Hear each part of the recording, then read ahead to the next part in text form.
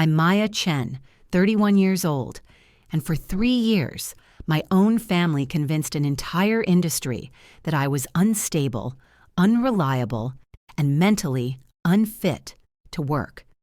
3 years of rejection emails. 3 years of interviews that went cold the moment someone made a phone call. 3 years of watching my engineering degree from MIT gather dust while my mother smiled sweetly at charity luncheons and told anyone who'd listen that her daughter had, quote, serious emotional problems that make her unemployable. My brother thought it was hilarious. He thought 3 years of watching me deliver groceries for $8 an hour, 3 years of financial dependence, 3 years of slow suffocation would finally break me into the compliant daughter they'd always wanted. They didn't know about the blueprint. They didn't know what my uncle had been planning for 12 years, or why the head of Cascade Engineering was expecting my call, the perfect facade. Before I continue, if you find this story worth hearing, please take a moment to like and subscribe, but only if you genuinely connect with what I'm sharing. Drop a comment telling me where you're watching from and what time it is there. I'd love to know. Now, let me take you back 3 years to the day I discovered what my own family had orchestrated behind my back. The Chen family looked like the American dream from the outside. My mother, Susan Chen, was a pediatrician with a private practice in one of Seattle's wealthiest suburbs. Our house in Mercer Island had floor-to-ceiling windows overlooking Lake Washington. My father, David, was a successful patent attorney. My brother, Kevin, 5 years older, had followed Dad into law and was making partner at 33. Everything gleamed, the marble countertops polished until you could see your reflection. The Tesla in the driveway, silent and efficient. The family photos arranged just so on the mantel, each one carefully curated to show success, harmony, perfection. Christmas cards went out every year with all 4 of us smiling in coordinated outfits, navy blue sweaters, khaki pants, everyone's teeth gleaming white. The appropriate path. But underneath was rot, the kind that spreads slowly, invisibly, until the whole structure is compromised. I learned early that daughters in the Chen household had a specific trajectory, a path that had been decided before I was old enough to have opinions of my own. When Kevin was 16, he announced he wanted to be a lawyer. Dad took him to his office, introduced him to partners, let him shadow for a week. Mom beamed. Following in his father's footsteps, she'd tell her book club friends. We're so proud. When Kevin wanted to go to Yale Law, Mom and Dad threw him a party to celebrate his acceptance letter.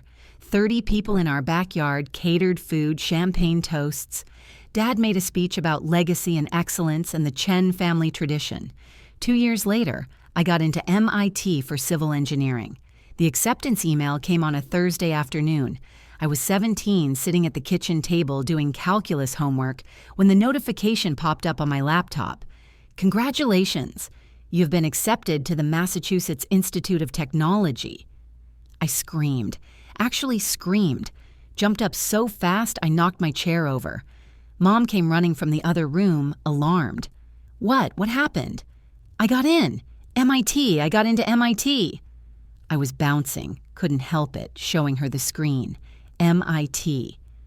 One of the top engineering schools in the world. They wanted me. Mom looked at the screen, read the email. Her face did something complicated. Engineering, she said slowly, pronouncing each syllable like she was tasting something bitter. Maya, that's so masculine. Are you sure this is what you want? The joy in my chest started to deflate. It's MIT, Mom. It's one of the best schools in the country. Of course. She smiled, but it didn't reach her eyes. It's just, engineering is such a difficult field, especially for women. The hours are long, the work is physical, and honestly, sweetheart, most firms prefer to hire men. Dad appeared in the doorway, still in his work clothes, tie loosened. What's all the noise about? Maya got into MIT, Mom said, the way she said it, flat, like she was announcing I'd gotten a parking ticket. Dad looked at me, then at the laptop screen. MIT, that's impressive. For a second, I thought he was proud. Then he said, What's the program? Civil engineering. His eyebrows rose. Engineering? Maya, that's not really a woman's field, sweetheart. Have you thought about medicine? You could follow your mother. Pediatrics is wonderful for women. Good hours, rewarding work, and it's appropriate. Appropriate. That word sat in the kitchen like a stone. I don't want to be a doctor, I said quietly. I want to build things. I want to design bridges and buildings. I want to... You want to spend your 20s on construction sites with crews of men who'll never take you seriously? Mom interrupted, voice gentle but firm. Honey, I'm just being realistic. The engineering world is brutal for women. You'll face discrimination at every turn. Why put yourself through that when you could have a nice, respectable career in medicine? I looked between them, my parents, the people who were supposed to support me. MIT is an incredible opportunity, I said. Dad nodded. It is, and if you were pursuing something practical, I'd be thrilled. But engineering, he sighed. You're setting yourself up for disappointment. No one's going to hire a female engineer when they can get a man who won't take maternity leave or need special accommodations. The plan to break her. I was 17. I thought I could prove them wrong. That was my first mistake. I went to MIT, paid for mostly by scholarships and financial aid, because while my parents could have afforded tuition, they made it clear that they weren't going to fund what they called my phase. When you're ready to transfer to a pre-med program, Dad said, we'll discuss financial support. At family dinners during breaks, the conversation always centered on Kevin. His first-year classes at Yale, his summer internship at a prestigious firm, his law review article, his moot court victories. I'd sit at the end of the table, mechanical pencil tucked behind my ear, statics and dynamics homework waiting in my backpack upstairs, and listen to my father hold court. Kevin won his first moot court competition last week, Dad would announce, carving the roast with surgical precision. Beat teams from Harvard and Columbia, the judges said his argumentation was flawless. Everyone would applaud. Mom would tear up. Kevin would smile modestly. That's my boy, Dad would say, raising his wine glass, building the family legacy. No one asked about my courses. No one asked about the bridge design project I was working on, or the professor who said my calculations were the most elegant he'd seen from an undergraduate. I was there. I ate the food. I cleared the plates. But I was invisible. Engineering, she said, pronouncing it like a disease. Maya, that's so masculine. Are you sure? Dad nodded from behind his laptop. It's not really a woman's field, sweetheart. What about medicine? You could follow your mother. I was 17. I thought I could prove them wrong. That was my first mistake. At family dinners, the conversation always centered on Kevin, his cases, his billable hours, his trajectory toward partner. I sat at the end of the table, the structural engineering textbooks in my backpack upstairs, my passion for bridges and buildings and the mathematics of making things that wouldn't fall down invisible. A man provides, Dad would say, gesturing with his wine glass. That's what separates us from mediocrity. Kevin understands that. He never looked at me when he said these things. One night during sophomore year, home for winter break, everything crystallized. I was 19. Finals had been brutal. Differential equations, materials, science, fluid mechanics. I'd pulled 3 all-nighters in 1 week, and my GPA was still sitting pretty at 3.8. I came downstairs around 10 p.m. to get water, exhausted, wearing my MIT sweatshirt and fuzzy socks. The house was quiet. Kevin was out with friends. I thought Mom and Dad had gone to bed, but voices drifted from the study, low, intense. The door was ajar, maybe 3 inches. I should have gone back upstairs, should have minded my own business. Instead, I froze in the hallway. She's wasting our money on this engineering nonsense, Mom said, voice tight with frustration. It's embarrassing, David. My friends ask what Maya's doing, and I have to say she's studying construction. Do you know how that sounds? I know. Dad's voice was calm, measured. But forcing her out now would be counterproductive. She's stubborn. Gets that from your side of the family. So what do? Let her finish this ridiculous degree and then what? Watch her fail to get hired because no one wants a female engineer? A pause. The sound of ice clinking in a glass. Then Dad said something that made my blood freeze. Let her finish. Let her apply for jobs. She'll face rejection. Lots of it. The field is hostile to women, Susan. You know that. And when she's beaten down enough, when she's desperate and broke and realizes that her MIT degree is worthless in the real world, she'll come crawling back. And then we offer her a way forward, medical school, a respectable career. She'll be grateful for the guidance. She'll finally understand that we were right all along. Mom laughed. Actually laughed. You think she's that predictable? I think she's that proud, and pride is easy to break, just takes the right amount of pressure. I stood there in the hallway, water bottle forgotten, textbook on structural analysis still tucked under my arm. They were betting on my failure. I went back upstairs very quietly. I didn't get my water, I just climbed into bed in the guest room, still wearing my MIT sweatshirt, and stared at the ceiling. That was the moment I understood. I wasn't their daughter, not really. I was a project that had gone off script, and they were waiting patiently for me to correct myself and for the world to do their work for them. I didn't cry because the betrayal was too big for tears. I just lay there thinking, I'll prove you wrong. I'll prove you both wrong. That was my second mistake, thinking that proving them wrong would be enough. The only one who saw me. The only person who ever truly saw me was my Uncle James. He was my father's younger brother, but where Dad had gone into corporate law, James had become a structural engineer. He'd spent 30 years building actual bridges that spanned rivers and highways. Eventually, he founded his own company, Cascade Engineering. He was quiet, thoughtful, and he listened with the kind of real attention where someone actually absorbs what you're saying. I spent summers during high school working as an unpaid intern at his firm. Mom thought it was a waste of time, and Dad figured it would get the engineering bug out of my system.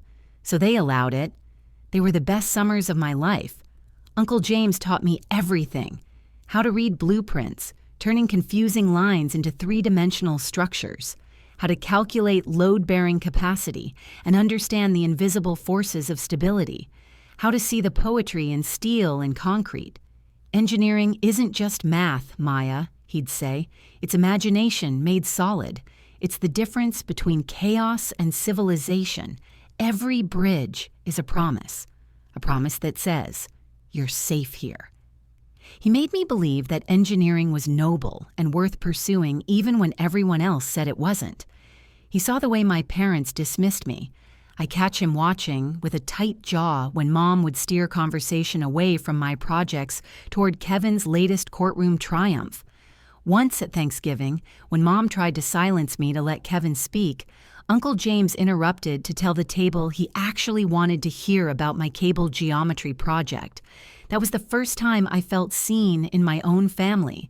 The warning and the promise. When I was 22, home for Thanksgiving break during my senior year, Uncle James pulled me aside on the back deck. The air was cold and he seemed older, tired in a way I hadn't noticed before. I've been making arrangements, he said carefully, for your future. Your parents, they don't see what I see. But when the time comes, when you need it most, there will be a path forward.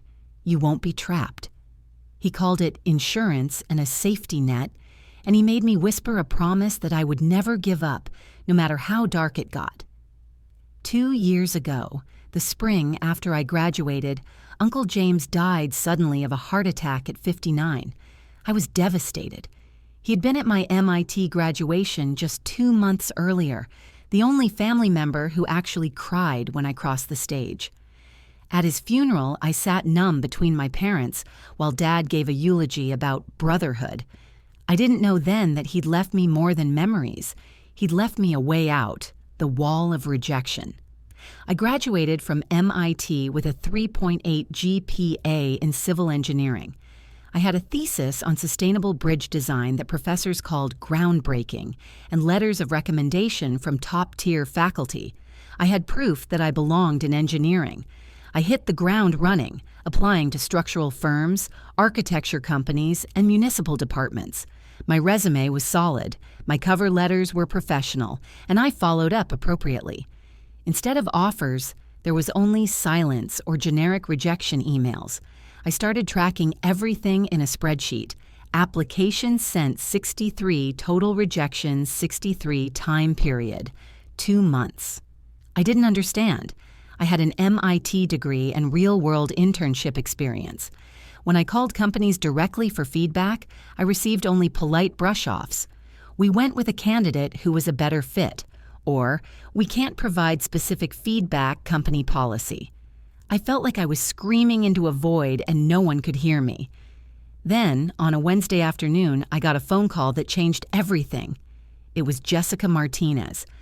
We'd been in the same study group junior year, bonded over late-night problem sets and terrible dining hall coffee.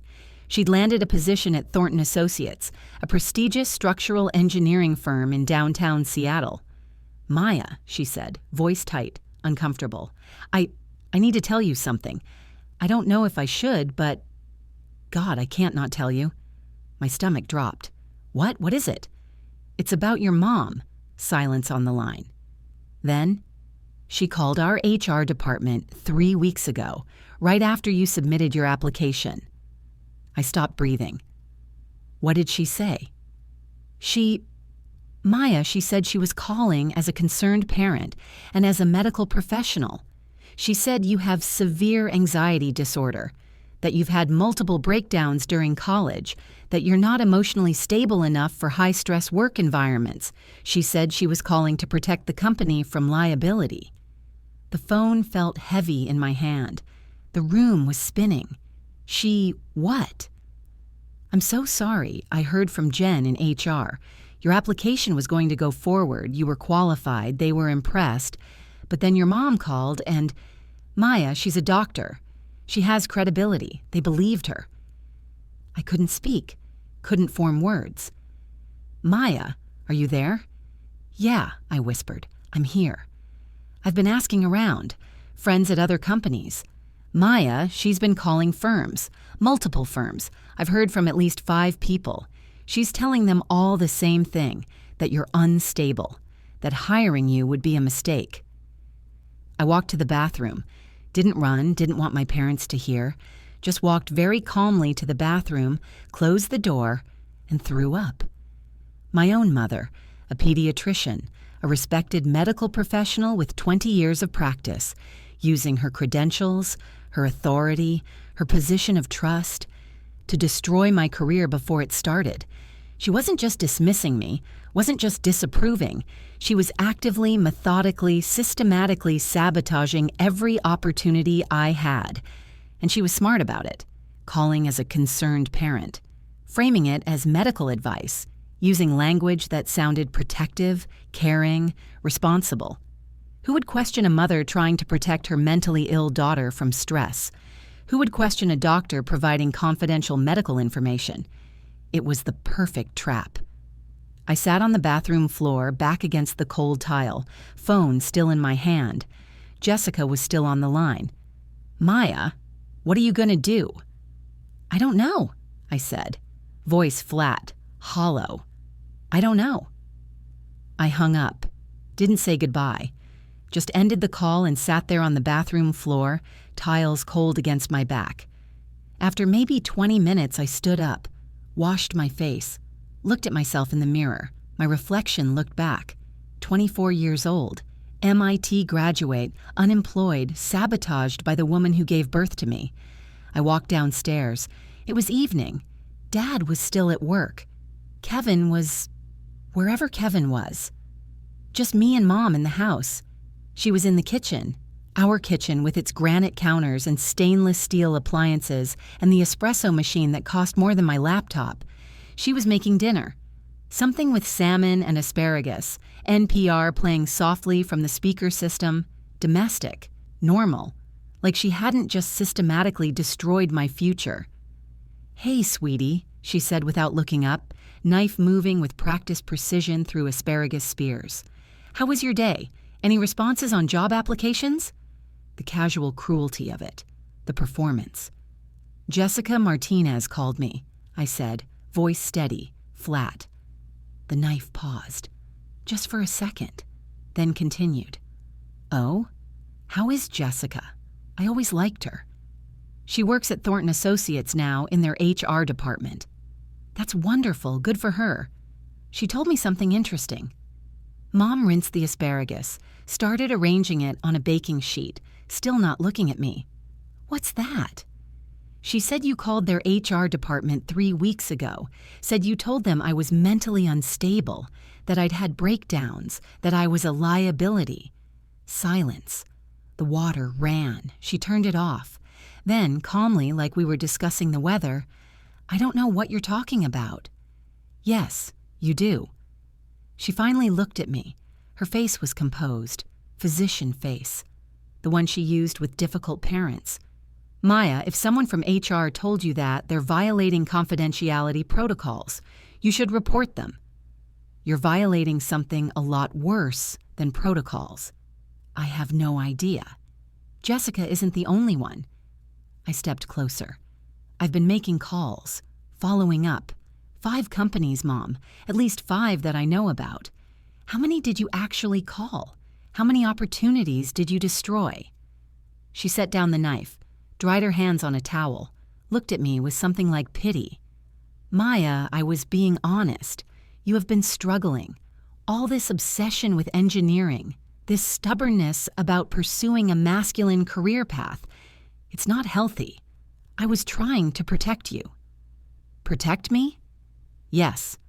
She said it simply, sincerely, like she actually believed it. "You're not thinking clearly. You're so focused on this engineering fantasy that you can't see reality. No firm wants to hire a woman for structural work. It's physical, dangerous, demanding. They'll chew you up and spit you out. So you decided to do it first." "I decided to prevent you from making a terrible mistake." Her voice stayed calm, reasonable. "I'm your mother, Maya. I know what's best for you, and what's best is giving up this nonsense and going to medical school like you should have in the first place." I stared at her, at this woman who looked like my mother, sounded like my mother, but was revealing herself to be someone I'd never really known. "You're destroying my career." "I'm saving you from yourself." She picked up the knife again, started on the salmon. "You'll thank me eventually. When you stop this nonsense and mature enough to understand that parents know better." "I'm 24 years old. I graduated from MIT, and that degree is worthless if no one will hire you." She looked up, eyes cold. "Which they won't, because I'm going to make sure they understand the truth. You're unstable, Maya. You've always been unstable. Refusing to do what's expected, defying your parents, chasing this ridiculous dream. Those are symptoms." My hands were shaking. Symptoms of what? "Oppositional defiant disorder, possibly borderline personality disorder. I've been documenting your behavior for years." The room went quiet. The NPR broadcast murmured on. Something about infrastructure spending. "You've been documenting." "Of course. Matter of fact, clinical. As a physician, I have a responsibility, and as your mother, I won't stand by while you self-destruct. If I have to call every engineering firm in Washington state, I will. If I have to use my medical license to ensure they understand the risks, I will." She went back to the salmon. "Now, are you staying for dinner? I made enough for 4. I couldn't breathe, couldn't think. "I'm moving out," I heard myself say.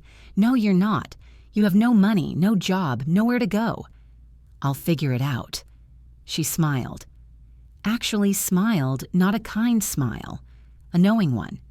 "You will. And when you do, when you're broke and desperate and living in some awful apartment with roommates who don't respect you, maybe then you'll be ready to listen. Maybe then you'll understand that I was right all along." I walked out of the kitchen, went upstairs, started packing. Mom didn't follow, didn't try to stop me. She knew. She knew I had nowhere to go and no money to get there. She knew I'd be back. That night, I moved into a studio apartment in Greenwood, cheapest place I could find that didn't require a co-signer. 400 square feet, carpet that smelled like old cigarettes, a window that faced a brick wall. I paid first and last month's rent with my credit card. Negative balance. Didn't care. I was out. But the damage was done. Every application I sent out got the same treatment. Someone would call, someone would speak to my mother, the interview would evaporate. After 6 months, I was broke. Completely, utterly broke. My savings were gone. I couldn't get hired in my field. I needed money. Any money. I downloaded an app for grocery delivery, Instabring, signed up as a shopper. $8 an hour plus tips. My first delivery was to a waterfront property in Laurelhurst. I loaded up bags of organic vegetables for a woman who looked at me dismissively and gave no tip. I sat in my car afterward and tried not to cry. The humiliations compounded. Week 3, I delivered to a house in Madison Park, recognized the address immediately. It belonged to Professor Chen, no relation, who taught structural analysis at University of Washington. I'd applied for a research assistant position with him, never got a response. He opened the door, saw me, saw the Instabring vest. His face did something complicated. Surprise, pity, embarrassment. Maya Chen, from MIT? Hi, Professor Chen. I handed him his bags. Greek yogurt, gluten-free bread, almond milk. Your groceries. I didn't realize you were... Are you doing okay? I'm great. Have a nice day. I walked away before he could ask more questions, before the pity in his eyes could break me. Week 7, I delivered to someone I'd gone to high school with, Bethany Morrison. She'd gone to community college, gotten an associate's degree in business, married a software engineer. She was younger than me. She opened the door holding a baby. The house behind her was beautiful. Open floor plan, designer furniture, family photos on the walls. Oh my God, Maya Chen? I forced a smile. Hey, Bethany, here are your groceries. You're delivering groceries? She looked confused. But didn't you go to MIT for engineering or something? Yeah, it didn't work out. Career change. Oh. Pity flooded her face. I'm so sorry. That must be... I'm sure you'll figure it out. She tipped $5. Probably felt generous. I got back in my car and screamed. Just screamed into my hands until my throat hurt. I was 25 years old. I'd done everything right. Studied hard, graduated with honors, built skills and knowledge and credentials. And I was delivering groceries to people younger, less educated, less qualified than me, because my mother had decided I needed to be broken. The worst delivery came in month 11. I got an order for a house in Mercer Island, expensive neighborhood, familiar address. My stomach dropped when I realized it was Kevin's house, my brother's house. I thought about canceling, thought about just not going. But I needed the money, needed every shift, every delivery, every miserable dollar. I loaded up his groceries, fancy craft beer, expensive steaks, imported cheese. Things I couldn't afford, drove to his house, a beautiful split level with a 3-car garage and a lawn that looked professionally maintained. Kevin answered the door. He saw me, saw the vest, saw the grocery bags in my hands, and he laughed. Didn't try to hide it, didn't even pretend to be sympathetic. Just laughed. No way, Maya, is this real? Are you actually delivering my groceries? I handed him the bags, didn't speak. Oh man, this is perfect. Hold on, I need a picture. He pulled out his phone. Kevin, don't flash. He took my photo. Me in my ratty Instabring vest, holding his groceries. Humiliation written all over my face. Mom and Dad are going to love this, he said, still laughing. Maya Chen, MIT graduate, personal grocery delivery service. God, that's rich. He tossed me a $10 bill. Tip for the help. I took it. Needed it. hated myself for needing it, drove away with tears streaming down my face. That night, Kevin sent me a text. He'd clearly been following me, maybe tracking my route through the app. I don't know. It was a photo. Me on someone's front steps, hauling bags, looking exhausted and beaten down. The text read, "Guess that MIT degree is really paying off. Maybe should have listened to Mom and Dad. Just saying." I blocked his number, deleted the text, but I couldn't delete what it represented. They were enjoying this. My failure, my humiliation, my slow destruction. It was entertainment for them. Proof that they'd been right all along. For 2 years, I scraped by like this. Groceries during the day, DoorDash at night. Sometimes Uber if I was desperate and the car could handle it. I lived on ramen, store-brand cereal, whatever I could afford. The studio apartment in Greenwood became my entire world. 400 square feet of carpet that smelled like cigarettes and defeat. My MIT diploma hung on the wall. I'd look at it sometimes, that expensive piece of paper with its fancy seal and calligraphy, and wonder what the point had been. I'd worked so hard, sacrificed so much. For what? To deliver groceries to people who pitied me? To be a cautionary tale for my family? I thought about giving up. Seriously, genuinely thought about it. Maybe they were right. Maybe I should just surrender. Enroll in some random graduate program. Pharmacy school, maybe. Nursing. Physical therapy. Something acceptable. Something that would make them stop. But every time I got close to that edge, to making that call or sending that application, I'd remember Uncle James. "Don't give up. No matter what happens. Promise me, Maya." So I didn't. I kept going. Delivered groceries, avoided eye contact with people I used to know, paid my rent, kept my phone charged, kept applying for engineering jobs even though I knew they'd be rejected. Kept existing. Barely. But existing. I didn't know that Uncle James had seen this coming.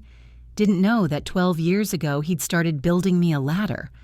All I knew was the promise I'd made him, and I wasn't going to break it. Not yet. And then, on a Tuesday afternoon in February, 3 years after graduation, everything changed. I just finished a grocery shift, 6 deliveries, $28 plus tips, barely enough for gas and food. I climbed the stairs to my studio apartment, exhausted, smelling like someone else's groceries when I saw it. An envelope, tucked into my door. Fancy paper, heavy stock. Return address from a law firm I didn't recognize. Patterson and Rhodes, attorneys at law. My hands were shaking as I opened it. Inside was a letter, typed on even heavier paper, watermarked, official, accompanied by several legal documents with tabs and signatures. "Dear Miss Chen, this firm represents the estate of James Chen, deceased. We are writing to inform you that you are the primary beneficiary of a conditional trust established by Mr. Chen on August 15, 2011. The conditions of the trust have been satisfied as of February 1, 2026. Please contact our office at your earliest convenience to schedule an appointment regarding your inheritance and the additional materials Mr. Chen left in your care. This matter is time sensitive. Please respond within 7 business days. Sincerely, Margaret Patterson, Senior Partner Patterson and Rhodes, Attorneys at Law." I read it 3 times. 4. 5. Uncle James had left me something. Something conditional. Something he'd set up 15 years ago when I was 19. The year I'd first told him I wanted to study engineering. The year my parents had started their campaign of dismissal and disappointment. He'd known. Even then. He'd seen what was coming. I called the law firm immediately, hands trembling so badly I could barely dial. "Patterson and Rhodes, how may I direct your call?" "Margaret Patterson, please. This is Maya Chen. I received a letter about the estate of James Chen." One moment. Classical music. Vivaldi. I paced my tiny apartment. 400 square feet felt even smaller. "Miss Chen." A woman's voice, professional, warm. "Thank you for calling so promptly. I'm Margaret Patterson. I've been expecting to hear from you. The letter said something about a trust. Yes. Are you available to meet in person? This is a matter best discussed face to face. When? Would Friday work? Say, 10 a.m.? Yes. Absolutely. Yes. I hung up, stood in the middle of my apartment, staring at nothing. Uncle James had left me something he'd planned 15 years ago, something he'd known I would need. Friday couldn't come fast enough. I showed up at Patterson and Rhodes at 9:45 a.m., 15 minutes early. Couldn't help it.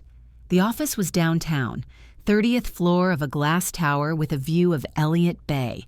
Leather furniture, original art on the walls, that quiet hum of serious money. I was wearing the only professional outfit I still owned, a suit I'd bought for college interviews that was now slightly too loose because I'd lost weight living on grocery delivery wages. I'd ironed it carefully, polished my one pair of decent shoes. The receptionist smiled politely. "Miss Chen, Miss Patterson is ready for you. Conference room B, just down the hall." Margaret Patterson was maybe 60, silver hair cut sharp, eyes that missed nothing. She stood when I entered, extended her hand. "Miss Chen, thank you for coming. Please sit. Can I get you anything? Water? Coffee?" "I'm fine, thank you." She opened a folder on the conference table. Inside were documents. Lots of them. Legal documents, financial statements, and a sealed envelope, cream-colored paper. My name written in Uncle James's precise engineering script. "Your uncle was a meticulous man," Margaret said, voice gentle. "He came to me in August of 2011 with very specific instructions. He wanted to establish a trust for you, conditional upon several factors." "What factors?" She consulted her notes. "First, that you graduate with a degree in civil engineering from an accredited university. Second, that you remain unemployed in your chosen field for a minimum of 2 years post-graduation, despite documented persistent effort to find employment. Third, that you demonstrate financial hardship during this period. And fourth, that you not reconcile with your parents during this time." My breath caught. He knew? 15 years ago, he knew this would happen? Margaret's expression softened. "He knew your family, Miss Chen. He knew their patterns, their methods, their cruelty. He couldn't stop them from interfering with your career, but he could prepare for the aftermath." "How did he know I'd meet all those conditions?" "He didn't, not for certain. But he knew the kind of people your parents were. And he told me." She paused, flipped through notes. "He said, and I quote, 'If Maya stays true to herself, if she refuses to be broken, they will try to destroy her. And when they do, she'll need this.'" Tears were streaming down my face. I didn't bother wiping them away. "He believed in you," Margaret said quietly. "Even when you were 19 and hadn't yet fully committed to engineering. He saw something in you, saw your strength, your integrity, your refusal to be molded into something you weren't." She slid the envelope across the table. "He asked that you read this first, before we discuss the financial details." I picked it up with shaking hands. The paper was heavy, expensive. Uncle James's handwriting on the front. Just my name, Maya. I opened it carefully. Inside were 3 pages, handwritten, that precise script I'd know anywhere. "Dear Maya, if you're reading this, then several things are true. First, I'm gone. I'm sorry I can't be there to see what you'll become, but I like to think I already know. You're going to be extraordinary. Second, my worst fears about your parents were justified. I've watched them since you were a child, seen how they dismiss you, diminish you, try to force you into a shape that suits their vision rather than honoring who you actually are. I knew this would happen. Not the specific mechanics of it, not the exact methods they'd employ, but I knew they would try to break you. They see independence as defiance, ambition as rebellion. You, my dear niece, are guilty of the unforgivable crime of knowing your own mind. I couldn't protect you from the sabotage. They're your parents. They have access, credibility, and the ruthlessness to use both. I'm just an uncle, a structural engineer, a man with opinions but no authority over your upbringing, but I could prepare for what would come after. This trust contains $650,000. It's yours, free and clear, no strings attached. Use it however you see fit. Pay off loans, buy a home, invest it, travel the world, whatever brings you joy and freedom. But that's not all I've left you. Cascade Engineering, the firm I built over 30 years, is now under the management of Richard Morrison. You might remember him. He was one of my junior engineers when you interned with us. Brilliant mind, kind heart, impeccable integrity. I've been mentoring Richard for 15 years, preparing him not just to run the company, but to understand what you've been through. He knows your story, Maya. He knows what your family did, and he knows how talented you are. He's been instructed to offer you a position as a junior structural engineer, pending your acceptance of this inheritance. The salary is $75,000 annually. The work is challenging, the team is excellent, and the projects are the kind you've always dreamed about. You don't have to take it. The money is yours regardless. But if you want to build bridges, Maya, if you want to do the work you trained for, the work you're passionate about, the door is open. I'm sorry I couldn't stop them from hurting you. I'm sorry I won't be there to see you succeed, to see you finally free from their control and manipulation. But I never doubted you would succeed, even in the darkest moments, even when you're delivering groceries or living in a tiny apartment or wondering if your degree was worth the sacrifice. You're still you, still brilliant, still stubborn, still determined to live authentically. That's worth more than any paycheck, more than their approval, more than fitting into the narrow box they tried to force you into. Build something beautiful, Maya. Build something that lasts. Build a life that belongs to you and no one else. I love you. I'm so proud of you, and I'll be watching, wherever I am, cheering you on. With all my love, Uncle James. There's one more thing, Margaret said gently, handing me a tissue. Your uncle left instructions for documentation of your mother's defamation campaign. I looked up, vision blurry. Documentation. He hired a private investigator.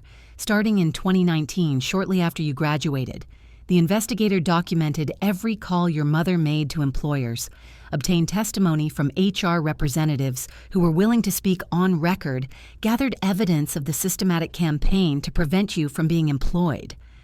She pushed a thick folder across the table. It's all here. Time-stamped call logs, recorded conversations where she claimed you were mentally unstable, affidavits from witnesses. More than enough to pursue legal action for defamation, tortious interference with business relations, potentially even a malpractice complaint, given that she used her medical license to make false psychiatric diagnoses. He said, Maya deserves justice, but she also deserves peace. Let her choose which she needs more. I walked out of that office into the February rain, and for the first time in 3 years, I could breathe. Richard Morrison answered my call personally. Maya Chen, I've been expecting your call for 2 years. He said you'd need time to realize you weren't broken, just sabotaged. When can you start? Monday? Monday it is. I went to my parents' house that evening. I got a job, I said. Junior structural engineer. Her face went pale. How? They couldn't have... I made sure. Uncle James made sure too. I have proof. Documentation. I could bury you with it. But I'm not going to... because I don't need to. I have a future. And none of it involves you. If you interfere with my life, I'll release everything. The entire medical community will know what you did. 3 months later, I had an apartment in Capitol Hill. I was designing a pedestrian bridge over a ravine. I sat by Uncle James's headstone.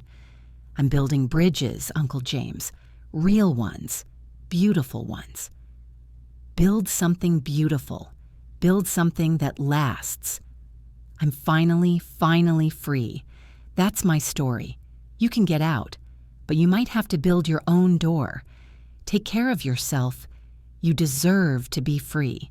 If Maya's journey to build her own door resonated with you, please like this video to help it reach others who might feel stuck today. Don't forget to subscribe and hit the bell icon so you never miss a story about resilience and reclaiming your life. Drop a comment below letting me know where in the world you're watching from and what time it is there. I'd love to hear from you. Have you ever had to choose peace over justice? Let's talk about it in the comments.